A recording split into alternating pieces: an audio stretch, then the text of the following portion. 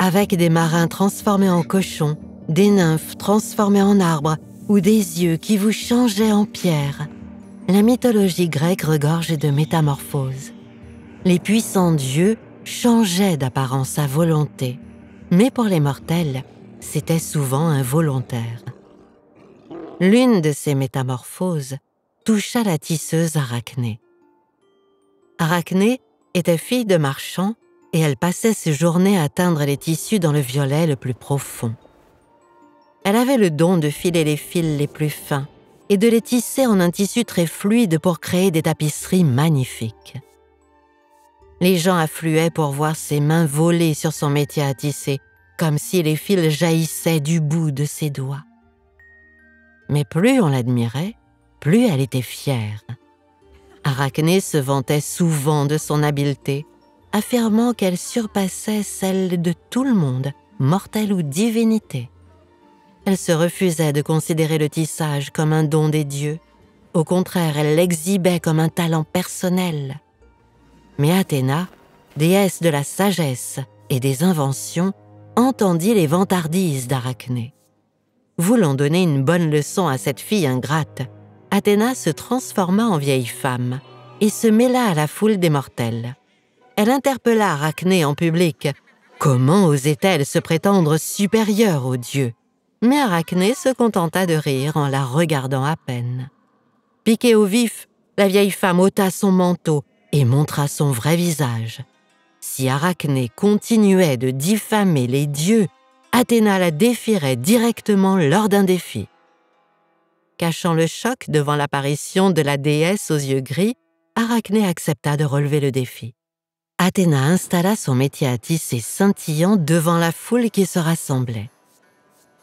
Les tisseuses commencèrent, yeux fixes et fuseaux virevoltants. Athéna fit apparaître des volutes de nuages et de minces fils d'herbe dans des effets spectaculaires et puissants. Elle tissa des scènes magistrales montrant le pouvoir des dieux. Poséidon chevauchant les vagues, Zeus lançant des éclairs et Apollon parcourant le ciel. Dans la tapisserie magnifique d'Athéna, la gloire des dieux surpassait les mortels. Mais Arachné n'avait pas envie de glorifier les égaux divins.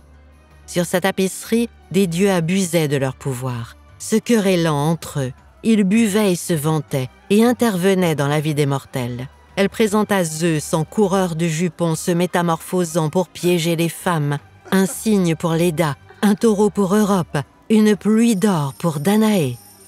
Puis Arachné se tourna vers les méfaits des autres dieux, de l'enlèvement de Perséphone par Pluton à la poursuite effrénée d'Érigone par Bacchus. Même en présentant les dieux sous le jour le moins flatteur, le travail d'Arachné était éblouissant de talent. Sa tapisserie était presque vivante, remplie de mouvements et de couleurs chatoyantes qui brillaient triomphalement. Quand Athéna vit le travail d'Arachné, indéniablement meilleur et tellement subversif, elle se mit en rage et se retourna contre la fileuse humaine. La joie d'Arachné fut courte, alors que son corps se rétrécissait et se contorsionnait. Ses doigts s'agitèrent, alors que ses bras se repliaient, et des poils noirs surgirent sur tout son corps.